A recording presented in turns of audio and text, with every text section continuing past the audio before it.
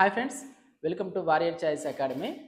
APSC group 2 మెయిన్స్కి సంబంధించి top 20 model పేపర్స్ని మనం మార్కెట్లో రిలీజ్ చేశాము. ఈ 2 బుక్స్కి సంబంధించిన ఎంసీక్యూస్ని డీటెయిల్గా ఎక్స్ప్లెయిన్ చేస్తూ మన యూట్యూబ్ ఛానల్లో వీడియోస్ అనేవి అప్లోడ్ చేస్తున్నాము. మనం ప్రీవియస్ క్లాస్లో పేపర్ 1లో మనకి పాలిటిక్స్ సంబంధించి సెకండ్ పార్ట్ గురించి చెప్పుకున్నాం. ఈ వీడియోలో పేపర్ 5కు సంబంధించి మోడల్ పేపర్ 5కి సంబంధించి పార్ట్ 3 అంటే 126వ ప్రశ్న నుంచి 150 వరకు ఉన్నటువంటి ఎంసీక్యూస్ని ఎక్స్ప్లెయిన్ చేసుకోబోతున్నాము. ఎవరైతే ఫస్ట్ టైం మన యూట్యూబ్ ఛానల్ చూస్తున్నారో మన యూట్యూబ్ ఛానల్ సబ్స్క్రైబ్ చేసుకోండి. మరియు గ్రూప్ 2కి ప్రిపేర్ అవుతున్న మిత్రులు ఎవరైనా ఉంటే వారికి మన వీడియోస్ని షేర్ చేయండి. అదేవిధంగా మనం మార్కెట్లోకి పూర్వీ పబ్లికేషన్స్ నుంచి కరెంట్ సైన్స్ అండ్ టెక్నాలజీకి సంబంధించిన అంశాలు చాప్టర్ వైజ్గా కవర్ చేస్తూ మనకి అనిల్ సార్ మార్కెట్లోకి రిలీజ్ చేయడం జరిగింది. ఈ మ్యాగజైన్స్ అనేవి మీకు పోస్టల్ ద్వారా పంపించాలి అని అనుకుంటే మీకు 9100140284 ఈ నెంబర్కి మీరు వాట్సాప్లో డీటెయిల్ అడ్రస్ పంపిస్తే మ్యాగజైన్స్ మరియు మోడల్ పేపర్స్, అదేవిధంగా రీసెంట్గా విడుదలైనటువంటి చిరంజీవి సార్ ఎకానమీ పుస్తకం, మనకి 7th ఎడిషన్ తెలుగు మీడియానికి సంబంధించి ఇండియన్ ఎకానమీ చిరంజీవి సార్ పుస్తకం, ఈ పుస్తకాన్ని కూడా ఎవరైతే బుక్ స్టాల్స్ అందుబాటులో లేనటువంటి వ్యక్తులకి, గ్రామీణ ప్రాంతంలో ఉన్నటువంటి నిరుద్యోగ మిత్రులకి ఈ బుక్స్ అనేవి పోస్టల్ ద్వారా మనం పంపించడం జరుగుతుంది. ఓకేనా? చూడండి, ఇక మనము క్లాస్లోకి వెళ్తే ఈ క్లాస్లో model paper 5 question number 126 to 150 వరకు ఉన్న ఎంసీక్యూస్ని ఎక్స్ప్లెయిన్ చేసుకోబోతున్నాం. చూడండి, క్వశ్చన్ నెంబర్ 126. భారతదేశంలో బ్రిటిష్ పాలనా కాలానికి సంబంధించి భారత చట్టబద్ధ కమిషన్ను ఇలా పిలుస్తారు. చట్టబద్ధ కమిషన్ అని దేన్ని పిలుస్తారు అంటే క్యాబినెట్ కమిషనా, హంటర్ కమిషనా, షాడ్లర్ కమిషనా, సైమన్ కమిషన్ అంటే అప్పుడు 1919 మాంటేగ్ చేమ్స్ఫోర్డ్ సంస్కరణల గురించి పరిశీలించడం కోసం, భారతదేశంలో బ్రిటిష్ పాలనను పరిశీలించడం కోసం 1927లో ఏర్పాటు చేయబడినదే సైమన్ కమిషన్. సైమన్ కమిషన్ భారతదేశానికి 1928 ఫిబ్రవరిలో వచ్చింది. అందరూ కూడా బ్రిటిష్ వాళ్ళే ఉండబట్టి దీన్ని వైట్ కమిషన్ అన్నారు. చట్టబద్ధత ఉంది కాబట్టి చట్టబద్ధ కమిషన్ అని చెప్పారు. ఈ కమిషన్లో భారతీయులకు ప్రాతినిధ్యం కల్పించకపోవడంతో సైమన్ గోబ్యాక్ ఉద్యమం దేశమంతటా కూడా వ్యాపించింది. ఈ కమిషన్ ముఖ్యంగా మనకి ప్రాథమిక హక్కులు నిరాకరించింది, అదేవిధంగా సార్వత్రిక వయోజన ఓటు హక్కు నిరాకరించింది, డొమినియన్ స్టేటస్ నిరాకరించింది, అయితే భాషా ప్రయుక్త రాష్ట్రాల ఏర్పాటును సమర్థించింది. ఒరిస్సా మరియు సింధ్ రాష్ట్రాలు అనేవి సైమన్ కమిషన్ సిఫార్సుల మేరకే ఏర్పాటు కావడం జరిగినది. ఓకే, ఇది భారత చట్టబద్ధ కమిషన్, సైమన్ కమిషన్. 126కి ఆన్సర్ డి.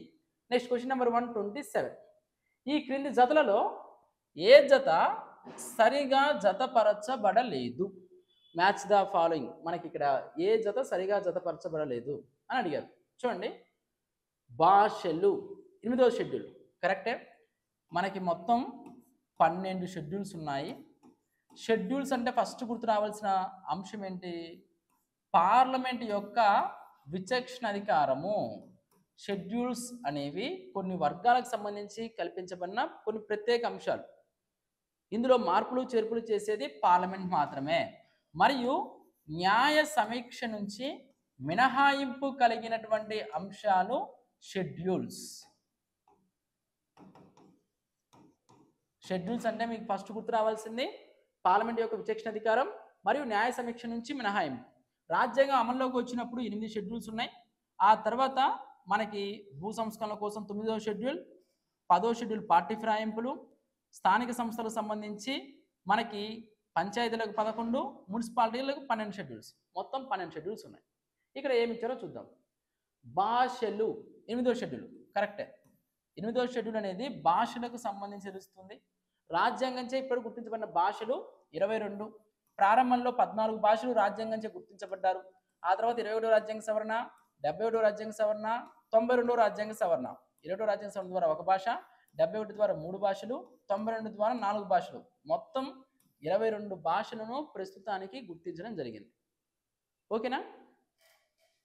ప్రమాణం లేదా ధృవీకరణ నమూనాలు 2వ షెడ్యూల్. చూడండి, ఇది రాంగ్ ఆన్సర్. 2వ షెడ్యూల్ అనేది జీతభత్యాల గురించి తెలియజేస్తుంది. మూడో షెడ్యూల్ అనేది ప్రమాణ స్వీకారాల గురించి తెలియజేస్తుంది. రాజ్యసభలో సీట్ల కేటాయింపు అనేది 4వ షెడ్యూల్, కరెక్టే. పార్టీ ఫిరాయింపుల వల్ల అనర్హతల నిబంధనలు 10వ షెడ్యూల్. ఇవన్నీ కరెక్టే. ఏది సరిగా జతపరచబడలేదు అంటే ఆప్షన్ బి, మనకి ప్రమాణము 3వ షెడ్యూల్. 2వ షెడ్యూల్ అనేది జీతభత్యాల గురించి తెలియజేస్తుంది. Okay, next question number 128. భారత పార్లమెంట్ వీటిని ఏర్పాటు చేయడానికి రాష్ట్రాల పునర్వ్యవస్థీకరణ చట్టాన్ని 1956లో ఆమోదించింది. చూడండి, స్వాతంత్రం వచ్చిన తర్వాత అనేక ప్రాంతాల్లో భాషా ప్రయుక్త రాష్ట్రాల ఏర్పాటు కోసము అనేక నిరసనలు వ్యక్తమైనాయి. అప్పుడు 1953 డిసెంబర్లో జవహర్లాల్ నెహ్రూ గారు ఫజల్ అలీ కమిషన్ ఏర్పాటు చేశారు. ఫజల్ అలీ కమిషన్ దేశంలో 16 రాష్ట్రాలు 3 కేంద్రపాలిత ప్రాంతాలను ఏర్పాటు చేయమని సిఫార్సు చేసింది. ఆ సిఫారసును యాస్టిస్గా ఆమోదించలేదు. కేంద్రం అప్పుడు 14 రాష్ట్రాలు 6 కేంద్రపాలిత ప్రాంతాలను ఏర్పాటు చేసింది. మనకు చాలా చాలా ఇంపార్టెంట్ పాయింట్ ఇది. ఫజల్ అలీ కమిషన్ సిఫార్సు చేసింది 16 రాష్ట్రాలు 3 కేంద్రపాలిత ప్రాంతాలు. చట్టం ప్రకారం అప్పుడు కేంద్రం ఏర్పాటు చేసింది 14 రాష్ట్రాలు 6 కేంద్రపాలిత ప్రాంతాలు. మనకి క్వశ్చన్ అడిగారు, ఫజల్ అలీ కమిషన్ సిఫార్సు ప్రకారము అంటేనేమో 16 రాష్ట్రాలు 3 కేంద్రపాలిత ప్రాంతాలను ఆన్సర్ పెట్టాలి. మనకు ప్రశ్న అడిగారు, రాష్ట్రాల పునర్వ్యవస్థీకరణ చట్టం బేస్ చేసుకుని అడిగారు కాబట్టి 14 రాష్ట్రాలు మరియు 6 కేంద్రపాలిత ప్రాంతాలు. ఓకే, మనకు 128 దానికి ఆన్సర్ సి. Question number 129. పౌరసత్వ చట్టం 1955 ప్రకారము ఈ కింది ఏ విధానం ద్వారా ఒక వ్యక్తి భారత పౌరసత్వాన్ని కోల్పోతాడు? పరిత్యాగం, అంతమగుట, అంతమొందించుట. అంటే అర్థం ఏంటి? పౌరసత్వం నాకు వద్దు అని స్వచ్ఛందంగా వదులుకొని విదేశీ పౌరసత్వాన్ని స్వీకరించడం పరిత్యాగం. అదేవిధంగా ఒక పౌరుడు ఇతర దేశం యొక్క పౌరసత్వం తీసుకుంటే ఆటోమేటిక్గా భారత పౌరసత్వం కోల్పోతాడు, అంతమగుట. అంతమొందించుట అంటే ఏంటి? రాజ్యాంగ నిబంధనలు ఉల్లంఘించిన, దేశద్రోహం చేసిన, దేశ సార్వభౌమాధికారానికి భంగం కలిగించే విధంగా ఎటువంటి కార్యక్రమాలు చేపట్టినా కేంద్రము తన యొక్క విచక్షణ మేరకు అతని పౌరసత్వాన్ని రద్దు చేయవచ్చును. అంటే పరిత్యాగం, అంతమగుట, అంతమొందించుట విధానం ద్వారా పౌరసత్వాన్ని కోల్పోతారు. ఓకేనా? చూడండి, ఈ కింది ఏ విధానం ద్వారా ఒక వ్యక్తి భారత పౌరసత్వం కోల్పోతాడు? త్యజించడం ద్వారా, రద్దు చేయడం ద్వారా, విహీనపరచడం ద్వారా. మనకు ఆన్సర్ సి, 129కి సి. Next question number 130. ఈ కింది భారత రాజ్యాంగ ప్రకరణలలో ఏది పర్యావరణ పరిరక్షణ మరియు మెరుగుకు సంబంధించింది? చూడండి, పర్యావరణ పరిరక్షణ కోసం రాజ్యాంగంలో 48A ఆర్టికల్ చేర్చాము. పర్యావరణాన్ని పరిరక్షించాలి, అడవులను కాపాడాలి, నదులను సంరక్షించుకోవాలి, పర్యావరణ పరిరక్షణకై కృషి చేయాలి. ఆర్టికల్ 48A మనకు ఫస్ట్లో రాజ్యాంగంలో లేదు, ఇది 42వ రాజ్యాంగ సవరణ ద్వారా చేర్చడం జరిగింది. ఆ తర్వాత ప్రాథమిక విధులలో కూడా 7వ అంశం ఉంటుంది. 51Aలో 7వ అంశం, పర్యావరణ పరిరక్షణ కోసం కృషి చేయాలి, అడవుల సంరక్షణ కోసం పాటుపడాలి, నదుల సంపదను సంరక్షించుకోవాలి అని ప్రాథమిక విధులలో ఉంటుంది, ఆదేశిక సూత్రాల్లో ఉంటుంది. 48A, 51A. 130 దానికి ఆన్సర్ సి. Next question 131. భారత రాజ్యాంగం యొక్క 7వ షెడ్యూల్లోని జాబితాలోని వాటిని సవరించుటను ఏ విధంగా ప్రారంభిస్తారు? చూడండి, మనం షెడ్యూల్స్ అంటే ఏం చెప్పుకున్నాము? పార్లమెంట్ యొక్క విచక్షణ అధికారం, న్యాయ సమీక్ష నుంచి మినహాయింపు. 7వ షెడ్యూల్ అనేది మనకి సమాఖ్య వ్యవస్థ గురించి తెలియజేస్తుంది. సమాఖ్య అంటే ఏం చెప్పుకున్నాము? కేంద్ర రాష్ట్రాల మధ్య అధికారాల పంపిణీ సమాఖ్య వ్యవస్థకు సంబంధించి. ఇప్పుడు సమాఖ్య వ్యవస్థలో మార్పులు చేర్పులు చేయాలి. సపోజ్ 42వ రాజ్యాంగ సవరణ ద్వారా రాష్ట్ర జాబితాలో ఉన్నటువంటి 5 అంశాలను తీసుకొచ్చి ఉమ్మడి జాబితాలో చేర్చారు. ఇలా మార్పులు చేర్పులు చేయాలి అంటే ఎలా చేయగలము అంటే లోక్సభ 2/3 వంతు, రాజ్యసభ 2/3 వంతు, ఈ 2/3 వంతు మెజార్టీతో పాటు దేశంలో సగం కంటే ఎక్కువ రాష్ట్రాల ఆమోదం కూడా కావాలి. చూడండి, మన భారతదేశ రాజ్యాంగం సవరించవచ్చా లేదా? సవరించవచ్చు. సవరించే విధానం ఎక్కడ నుంచి తీసుకున్నాము? దక్షిణాఫ్రికా నుంచి తీసుకున్నాం. రాజ్యాంగాన్ని సవరించే విధానాన్ని గెర్రీ మాండరింగ్ అంటారు. ఏకపక్ష మెజారిటీ, ఏకపక్ష ప్రత్యేక మెజారిటీ, అదేవిధంగా ద్విపక్ష ప్రత్యేక మెజారిటీ అని 3 పద్ధతుల ద్వారా రాజ్యాంగాన్ని సవరిస్తారు. సాధారణ మెజారిటీ అంటే ఏంటి? సాధారణంగా లోక్సభలో, రాజ్యసభలో 1/2 మెజారిటీ ఉంటే సరిపోతుంది. ఎక్కువ అంశాలు సాధారణ మెజారిటీ ద్వారానే. ఆ తర్వాత ఏకపక్ష ప్రత్యేక మెజారిటీ అంటే లోక్సభ, రాజ్యసభ 2/3 వంతు 2/3 వంతు మెజారిటీతో చేయాలి. ప్రాథమిక హక్కులు, ఆదేశిక సూత్రాలు, ప్రాథమిక విధులు, ఎన్నికల కమిషన్ బహుళ సభ్య కమిషన్గా మార్చడం, ఇలాంటి అంశాలు. అదేవిధంగా లోక్సభ 2/3 వంతు, రాజ్యసభ 2/3 వంతుతో పాటు రాష్ట్రాలు ఏవైతే 1/2 వంతు రాష్ట్రాల కంటే ఎక్కువ ఆమోదం, మీకు అర్థం కావాలంటే జిఎస్టీ ఉంది. ఇప్పుడు జిఎస్టీ విషయంలో కేంద్రం యొక్క సమ్మతి అవసరం, రాష్ట్రాల యొక్క సమ్మతి కూడా అవసరం. ఇలాంటి విషయాలలో, సమాఖ్యకు సంబంధించిన విషయాలలో, అదేవిధంగా రాజ్యసభ సీట్లు 4వ షెడ్యూల్ విషయంలో, సమాఖ్య వ్యవస్థకు సంబంధించిన 7వ షెడ్యూల్ విషయంలో, ఆ తర్వాత 11, 12 పంచాయతీరాజ్ మున్సిపాలిటీకి సంబంధించిన విషయాల్లో, ఆ తర్వాత కేంద్ర ప్రభుత్వ అధికార పరిధి విషయంలో, రాష్ట్ర ప్రభుత్వ అధికార పరిధి విషయంలో, మనకి సుప్రీంకోర్టు యొక్క రివ్యూ పిటిషన్ విషయంలో మార్పులు చేర్పులు చేసే విషయంలో, రాజ్యాంగాన్ని సవరించే విధానాల విషయంలో మార్పులు చేర్పులు చేయాలి అంటే ఒకవైపు కేంద్రంలో లోక్సభ, రాజ్యసభ 2/3 వంతు మెజార్టీ ఉండాలి. మరొక వైపు రాష్ట్రాల సమ్మతి, అనగా రాష్ట్ర శాసనసభలు సగం కంటే ఎక్కువ రాష్ట్రాల శాసన సమ్మతి కూడా అవసరము. ఇది మనకు ఇంపార్టెంట్ బిట్. భారత రాజ్యాంగం యొక్క 7వ షెడ్యూల్లోని జాబితాలోని వాటిని సవరించుటను ఏ విధంగా ప్రారంభిస్తారు? ఒకవేళ సవరణ కోరిన బిల్లు పార్లమెంట్లోని ఏదైనా సభ దీని ద్వారా ఆమోదించబడితే, అంటే సభ మొత్తం సభ్యులలో మెజారిటీ సభ్యులతో మరియు సభకు హాజరై మరియు ఓటు వేసిన సభ్యుల్లో 3/2 వంతు సభ్యులకు తగ్గకుండా మెజారిటీతో, ఓన్లీ మనకు 2/3 వంతు 2/3 వంతే ఇచ్చారు, ఇది కాదు. సభ మొత్తం సభ్యుల మెజారిటీ, ఇది సాధారణ మెజారిటీ కిందకి వస్తుంది, అది కూడా కాదు.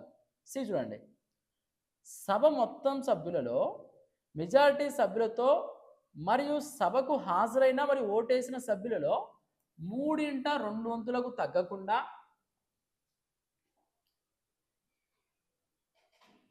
సభ్యులతో, అలాగే ఈ సవరణ దేశంలోని మొత్తం రాష్ట్రాలలో సగానికి తగ్గకుండా రాష్ట్రాల శాసనసభల ఆమోదం కూడా కావాలి.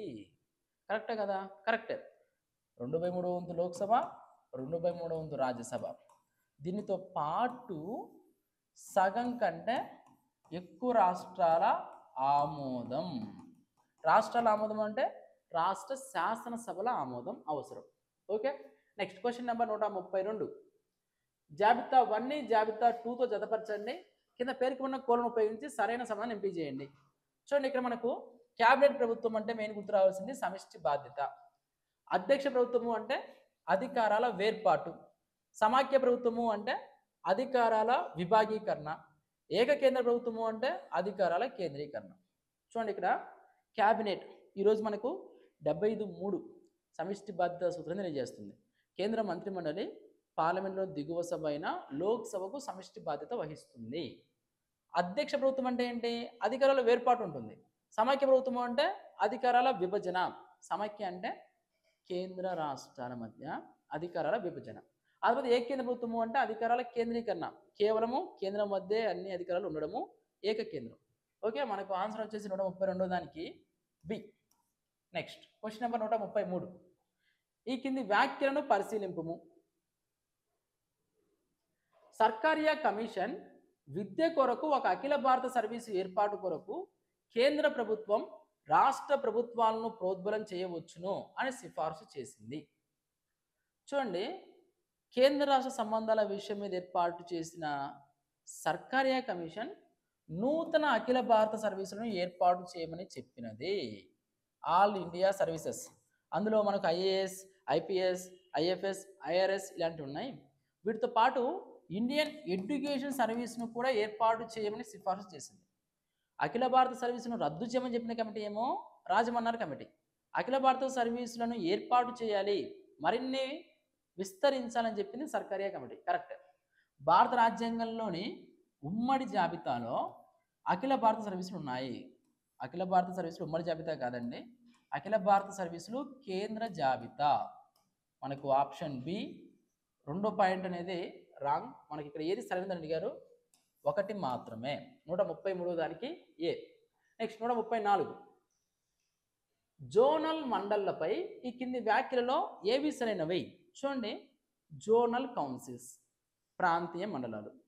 ఫజల్ అలీ కమిషన్ సిఫారసు మేరకు ఫజల్ అలీ కమిషన్ కేంద్ర రాష్ట్రాలకు కానీ రాష్ట్రాలకు కానీ ఏవైనా వివాదాలు వచ్చినప్పుడు పరిష్కరించుకోవాలన్న ఉద్దేశంతో ఫజల్ అలీ కమిషన్ సిఫారసుల మేరకు 1956లో ప్రాంతీయ మండలాలు ఏర్పడ్డాయి. అవి సలహాపూర్వకమైనవి. స్టార్టింగ్లో మనం చూసుకుంటే 5 ఉండేవి, ప్రారంభంలో 5, తర్వాత 1971లో ఈశాన్య రాష్ట్రాలకు సంబంధించి 6వ ప్రాంతీయ మండలి అనే దాన్ని కూడా ఏర్పాటు చేశారు. ఓకేనా, మనకు ప్రజెంట్ 6 ఉన్నాయి. ఈ జోనల్ కౌన్సిల్కి ఎవరు నేతృత్వం వహిస్తారు అంటే కేంద్ర హోంశాఖ మంత్రి. కేంద్ర హోంశాఖ మంత్రి నేతృత్వం వహిస్తారు. ఓకేనా. జోనల్ మండలపై కింది వ్యాఖ్యలలో ఏవి సరైనవని అడిగారు. వాటి మనుగడకు అవి భారత రాజ్యాంగంలో రుణపడి ఉన్నవి. ఫస్ట్ రాజ్యాంగంలో ఏం లేవండి, అవి ఫజల్ అలీ కమిషన్ ప్రకారం ఇవి ఏర్పడ్డాయి. 5 జోనల్ మండలి గలవు, 5 కాదు 6 ఉన్నాయి. రాష్ట్రాల మరియు కేంద్రపాలిత ప్రాంతాల మరియు భారత ప్రభుత్వాల మధ్య సంబంధాలను సమన్వయపరుస్తాయి. కరెక్టే. రాష్ట్రాల పునర్విభజన చట్టం 1956కు లోబడి ఏర్పాటు చేయబడ్డవి. కరెక్టే. మనకు 3 మరియు 4 134కు సి. Next question number 135. ఈ కింది వ్యాఖ్యలను ఆర్థిక అత్యవసర పరిస్థితి నిబంధనల దృష్ట్యా పరిశీలించుము. చూడండి, మనకు అత్యవసర అధికారాలు ఆర్టికల్ 352, 356, 360 ఇవి మనకు అత్యవసర అధికారాలు. అత్యవసర అధికారాలు జాతీయ అత్యవసర పరిస్థితి, రాజ్యాంగ అత్యవసర పరిస్థితి, ఆర్థిక అత్యవసర పరిస్థితి. ఆర్థికంగా ఇబ్బందులు ఉన్నప్పుడు మనకి ఆర్థిక అత్యవసర పరిస్థితి విధిస్తారు. రాష్ట్రపతి వేతనం తప్ప అందరి వేతనాల్లో కోత విధించవచ్చును. ఇప్పటివరకు ఆర్థిక పరిస్థితి విధించారా? విధించలేదు. విధించాలి అంటే మనకి సాధారణ మెజారిటీ సరిపోతుంది. 356 కూడా సాధారణ మెజారిటీనే. 352 అయితే 2/3 మెజారిటీ. గతంలో సాధారణ మెజారిటీయే అయితే 44వ సవరణ ద్వారా 2/3 మెజారిటీ చేర్చారు. అదేవిధంగా 360 ఆర్టికల్ని 2 నెలలలోగా ఉభయ సభలు ఆమోదించాలి. 356 కూడా 2 నెలలు, 352 అయితే 1 నెలలో ఆమోదించాలి. ఇది కూడా 44వ రాజ్యాంగ సవరణ.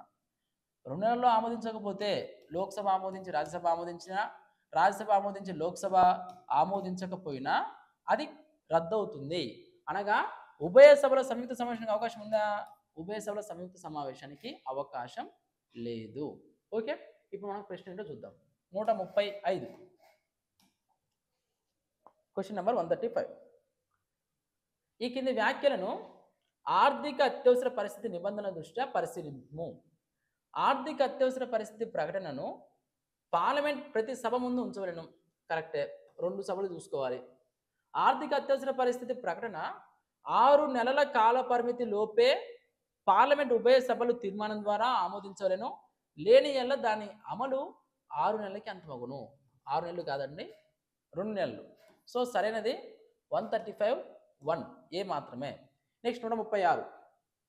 ఈ కింది వ్యాఖ్యలను భారత రాష్ట్రపతి ద్వారా పార్లమెంట్ విరామ సమయంలో అధ్యాదేశం ఆర్డినెన్స్ జారీ చేయబడే దృష్ట్యా పరిశీలించుము. ఆర్డినెన్స్ గురించి ప్రశ్న అడిగారు. మనకు ఆర్డినెన్స్ అనేది 123వ ఆర్టికల్. పార్లమెంట్ ఉభయ సభలు సమావేశంలో లేనప్పుడు రాష్ట్రపతి ఆర్డినెన్స్ జారీ చేస్తాడు. ఈ ఆర్డినెన్స్కు సాధారణ చట్టానికి ఉన్న విలువే ఉంటుంది. తర్వాత పార్లమెంట్ సమావేశం ప్రారంభమైన తర్వాత 6 వారాలలోగా దానిని ఆమోదించాలి. ఒక సమావేశానికి మరొక సమావేశానికి మధ్య గ్యాప్ 6 నెలలు మించకూడదు. కాబట్టి దీని యొక్క గరిష్ట కాలం 6 నెలల 6 వారాలు లేదా 7.5 నెలలు. ఓకేనా, ఇక్కడ ఏమి ఇచ్చారో చూద్దాం. అటువంటి అధ్యాదేశంను రాష్ట్రపతిచే ఏ సమయంలో ఉపసంహరించుకోవచ్చు. కరెక్టే కదా? కరెక్టే. ఎప్పుడైనా కూడా ఆర్డినెన్స్ విత్డ్రా చేసుకోవచ్చు. అటువంటి అధ్యాదేశంను పార్లమెంట్ ఉభయ సభల ముందు పెట్టవలెను మరియు పార్లమెంట్ పునర్సమావేశం నుండి 6 వారాల కాల పరిమితితో అమలు అంతమవుతుంది, లేదా అంతకు ముందే ఉభయ సభలు దాన్ని అసమ్మతిస్తే అప్పుడు దాని అమలు కూడా అంతమవుతుంది. ఇది కూడా కరెక్టే. 136 రెండు కూడా కరెక్టే. నెక్స్ట్, ఈ కింది వారిలో ఎవరు ముఖ్యమంత్రి అయ్యాక ప్రధాని అయ్యారు? చూడండి, ముఖ్యమంత్రి నుంచి ప్రధానమంత్రి మస్ట్ మనకి ముఖ్యమంత్రి నుంచి ప్రధానమంత్రి అయినటువంటి వ్యక్తి ఎవరు అంటే మొరార్జీ దేశాయ్ గారు. మొరార్జీ దేశాయ్ గారు ముఖ్యమంత్రిగా చేసి ప్రధాని అయినటువంటి మొదటి వ్యక్తి. అదే మనకు చరణ్ సింగ్ గారు ముఖ్యమంత్రి నుంచి ప్రధాని అయినటువంటి రెండో వ్యక్తి. విపి సింగ్ గారు ముఖ్యమంత్రి నుంచి ప్రధాని అయినటువంటి మూడో వ్యక్తి. దేవేగౌడ నరసింహారావు పివి నరసింహారావు గారు 4th పర్సన్, దేవేగౌడ గారు 5th పర్సన్. సో వీళ్ళందరూ ముఖ్యమంత్రులుగా పనిచేసి ప్రధానంగా ఉన్నారు. 1 2 3 4 5. నెక్స్ట్ 138. ఈ కింది వ్యాఖ్యలను పరిశీలించండి. కేంద్ర పాలనకు సంబంధించిన మంత్రి మండలి అన్ని నిర్ణయాలను రాష్ట్రపతికి సమాచారం ఇవ్వాలా లేదా? ఇవ్వాలి. 78(1), 78(2), 78(3) ఏంది చేస్తున్నాయి? కేంద్ర మంత్రి మండలికి రాష్ట్రపతికి మధ్య సంధానకర్త ప్రధానమంత్రి గారు. కేంద్ర మంత్రిమండలి నిర్ణయాలను ప్రధానమంత్రి విధిగా రాష్ట్రపతికి తెలియజేయాలి. ఒకవేళ తెలియజేయకపోతే స్వయంగా రాష్ట్రపతి గారు తెలుసుకోవచ్చును. మంత్రులు చేసిన ప్రకటనలు వ్యక్తిగతమైనవా లేక సమిష్టి నిర్ణయమా అని వివరణ కూడా కోరవచ్చు. ఇది మనకు 78(1), 78(2), 78(3). ఇక్కడ చూడండి, ఈ కింది వ్యాఖ్యలను పరిశీలించండి. కేంద్ర పాలనకు సంబంధించిన మంత్రి మండలి అన్ని నిర్ణయాలను రాష్ట్రపతికి సమాచారం ఇవ్వాలి. కరెక్టే. రాష్ట్రపతి శాసన ప్రతిపాదనలకు సంబంధించిన సమాచారాన్ని కోరొచ్చు లేదా? కోరొచ్చు. రాష్ట్రపతి ఒక మంత్రి నిర్ణయం తీసుకున్న ఏదైనా అంశంను మంత్రి మండలికి సమర్పించి నిర్దేశించవచ్చు. ఇది కూడా కరెక్టే. రాష్ట్రపతికి మంత్రి మండలిని సంబోధించేందుకు మరియు సందేశాన్ని పంపించేందుకు హక్కు కలదు. ఆయన సందేశాన్ని పంపేసేందుకు సంబోధించేందుకు హక్కు రూపంలో ఏమీ లేదు. ఓకే, మనకు 1 2 3 మాత్రమే సరైనవి. 138 దానికి సి. 139. ఈ కింది వ్యాఖ్యలను పరిశీలించండి. క్యాబినెట్ కమిటీల ద్వారా తీసుకోబడిన నిర్ణయాలను క్యాబినెట్ సమీక్షించజాలదు. ఎందుకు సమీక్షించకూడదు? సమీక్షిస్తుంది. క్యాబినెట్ కమిటీలు ఉంటాయి కదా, ఈ కమిటీలు ఏవైతే సమీక్ష చేస్తాయో, అంశాన్ని పరిశీలిస్తాయో, వాటి మీద అంతిమంగా క్యాబినెట్ పరిశీలించి నిర్ణయం తీసుకోవచ్చు. మనకి ఇక్కడ సమీక్షించజాలదని ఇచ్చారు, ఇది రాంగ్. క్యాబినెట్ కమిటీలు అనేవి పని విభజన మరియు ప్రభావవంతమైన దత్తత అనే నియమాల ఆధారంగా ఏర్పడినవి. కరెక్టే, మనకు 2 మాత్రమే. ఎందుకంటే వర్క్ ఎక్కువ ఉంటుంది కాబట్టి వర్క్ డివిజన్ కోసము ఆ అంశం మీద కూలంకుషంగా చర్చించి నిర్ణయాలు తీసుకోవడం కోసం ఈ క్యాబినెట్ కమిటీలు అనేవి ఏర్పాటు చేస్తారు. 139 option B. Next question number 140. విధించిన వ్యయం కూడుకొని ఉన్నది. విధించిన వ్యయం దేనితో కూడుకొని ఉన్నది అంటే, ఏదైనా న్యాయస్థానము లేదా ట్రిబ్యునల్ తీర్పును, ఆదేశమును లేదా ప్రధానమును సంతృప్తిపరచుటకు కావాల్సిన మొత్తం. కరెక్టే. భారత ప్రభుత్వం చెల్లించాల్సిన రుణభారము, ఇది కూడా విధించిన వ్యయం కిందకే వస్తుంది. కొందరు ఉన్నతాధికారుల జీతాలు మరియు భత్యాలు, ఇవన్నీ కూడా విధించిన వ్యయంతో కూడుకుని ఉన్నవి. 140 దానికి ఆన్సర్ డి. Question number 141. ఈ కింది వ్యాఖ్యలను పరిశీలించండి. చూడండి, మనకు ఎగ్జామ్లో కూడా ఒక 4-3 స్టేట్మెంట్లు ఇచ్చి ఏవి సరైనవి ఏవి సరికానివి అడిగే అవకాశం ఉంది.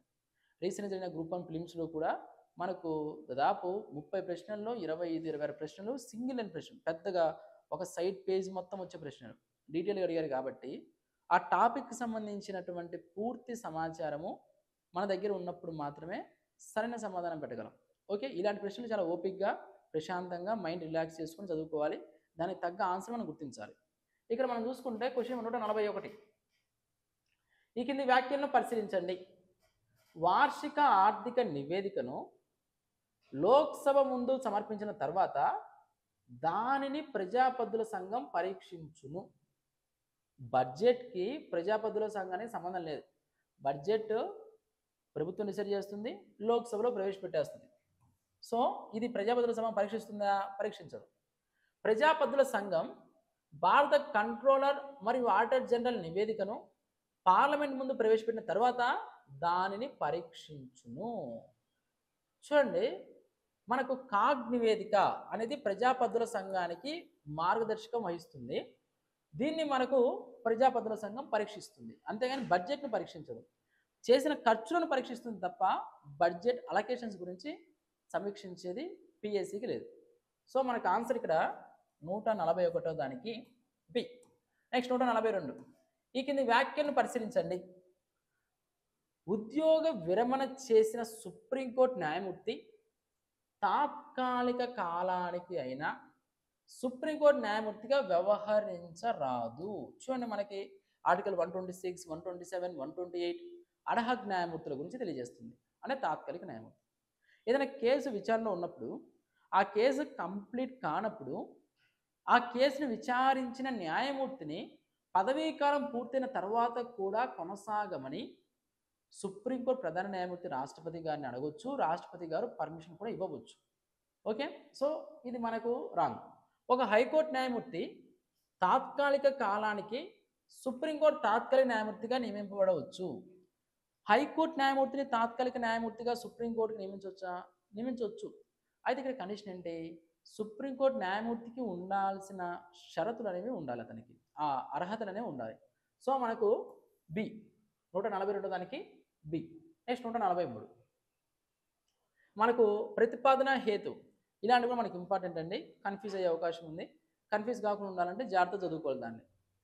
ఇక్కడ ప్రతిపాదన ఒక రాష్ట్ర బిల్లును రాష్ట్రపతి ఆమోదానికి ప్రత్యేకించడం గవర్నర్ యొక్క ఒక వివేచనాత్మక అధికారం.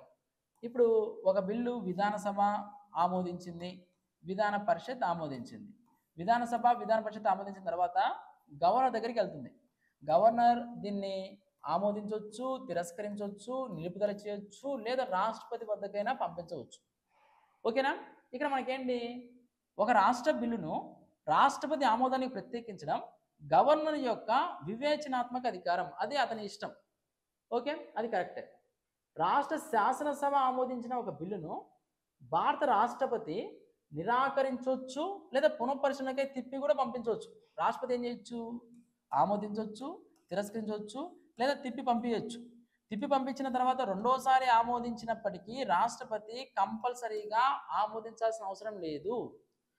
కేంద్రం విషయంలో అయితే కేంద్రంలో రెండోసారి ఆమోదించి పంపిన బిల్లును రాష్ట్రపతి కంపల్సరీ ఆమోదించాలి. అదే రాష్ట్ర బిల్లుల విషయంలో అయితే రెండోసారి పంపించినప్పుడు కంపల్సరీగా ఆమోదించాల్సిన అవసరం లేదు. ఈ రెండు కూడా కరెక్టే, కానీ ఒకదానికి ఒకదానికి సంబంధం లేవు. మనకి 143వ దానికి ఆన్సర్ బి. ఏ మరియు ఆర్ రెండు విడివిడిగా సరైనవి, కానీ ఆర్ ఏకి సరైనవన్నా కాదు. నెక్స్ట్ 144. ఈ కింది వివరణను పరిశీలించండి. భారత రాజ్యాంగంలోని నిబంధనల ప్రకారం సుప్రీంకోర్టులోని ఏ న్యాయమూర్తి ప్రవర్తనకు సంబంధించి ఒక రాష్ట్ర శాసనసభలో చర్చ జరుపుటకు వీలు లేదు. కరెక్టే కదా? కరెక్టే. న్యాయమూర్తుల గురించి చర్చ జరపచ్చా శాసనసభల్లో కానీ పార్లమెంట్లో కానీ అంటే చేయకూడదు. భారత రాజ్యాంగంలోని నిబంధనల ప్రకారం రాష్ట్ర హైకోర్టులోని ఏ న్యాయమూర్తి ప్రవర్తనకు సంబంధించి ఒక రాష్ట్ర శాసనసభలో చర్చ జరుపుటకు ఎటువంటి ఆంక్ష లేదు. ఆంక్ష ఉంది అంటే ఇక్కడ ఏమి ఇచ్చారు? చర్చ జరపవచ్చని ఇచ్చారు, చర్చ జరపకూడదు. అది సుప్రీంకోర్టు న్యాయమూర్తి అయినా కానివ్వండి, హైకోర్టు న్యాయమూర్తి అయినా కానివ్వండి, వారికి సంబంధించి వారి యొక్క పని విధానం గురించి చర్చించకూడదు. భారత రాజ్యాంగం ప్రకారం చట్టసభల కార్యకలాపాలపై కోర్టులు విచారణ జరుపజాలవు. కోర్టులు కూడా చట్టసభల గురించి వాటి కార్యకలాపాల గురించి విచారణ చేయవచ్చా? విచారణ చేయలేవు. మనకు 1 మరియు 3 ఆప్షన్ సి 144వ దానికి. నెక్స్ట్ 145. ఈ కింది వివరాలను పరిశీలించండి. ఒక రద్దయిన పంచాయతీ స్థానంలో ఎన్నుకోబడిన ఒక పంచాయతీ రద్దయిన పంచాయతీ యొక్క మిగిలిన కాలావధి వరకు పదవిలో ఉంటుంది, కానీ పూర్తి కాలావధి వరకు పదవిలో కొనసాగదు.